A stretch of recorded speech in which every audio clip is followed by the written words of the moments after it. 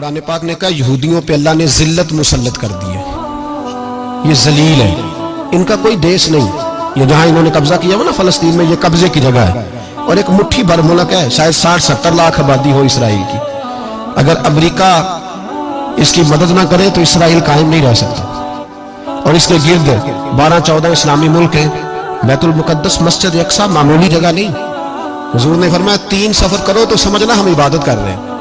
کون کون سے؟ فرمایا اگر بیت اللہ جاؤ تو عبادت سمجھ کے جانا، مسجد نبوی کی طرف جاؤ تو عبادت ہے، اور مسجد اقصی کی طرف جاؤ تو یہ بھی عبادت ہے۔ اور فرمایا مسجد اقصی میں جس نے ایک نماز پڑھی اسے 25,000 نمازوں کا ثواب ملے گا۔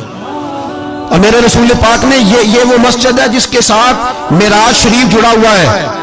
قرآن پاک نے کہا کہ اس مسجد میں سبحان اللہ اسریٰ بعبدہ لیلا من المسجد الحرام الی المسجد الاقصی۔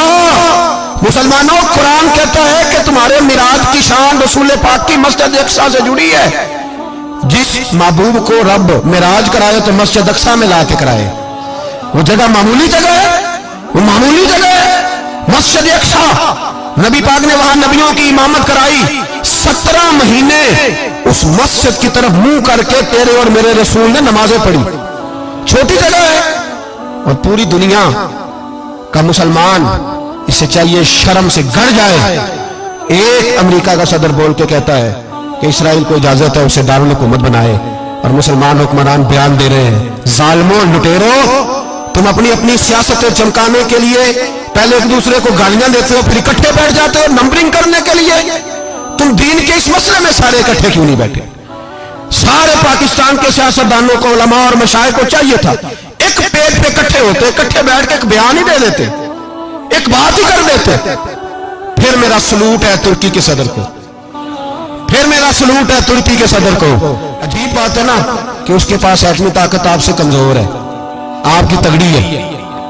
اس کے پاس جو فوجی طاقتیں ہیں وہ اپنی جگہ پر، آپ کی فوجی طاقتوں کا لوہا مانتی ہے دنیا، لیکن پھر مجھے کہنے دو نا، میدان میں بندہ ایٹمی طاقت سے نہیں لڑتا، ایمان کی قوت سے لڑتا ہے۔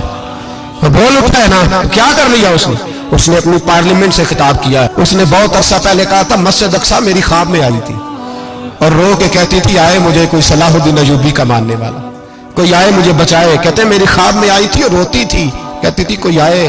اور ایک شاعر نے کہا مسجد اقصی نبی پاک کو بھی بلاتی ہے، کہتی ہے ایک بار پھر طیبہ فلسطین میں آ، راستہ دیکھتی ہے پھر مسجد اقصی تیرا، ایک بار پھر سے طیبہ سے فلسطین میں آ، راستہ دیکھتی ہے پھر مسجد اقصی تیرا۔ کوئی بول رہا ہے نہیں اتنا مقدس مقام، چھوٹے چھوٹے بیانوں، کہیں اکٹھے ہو جاؤ، پیش کوئی کر رہا ہوں بڑی جلدی۔ اس امریکہ کو لوگ ٹوٹتا ہوا دیکھیں گے، اس سے بکھرتا ہوا دیکھیں گے، اس سے لرزتا ہوا دیکھیں گے، اس لیے کہ مقابلے رب رسول سے اتنے آسان نہیں۔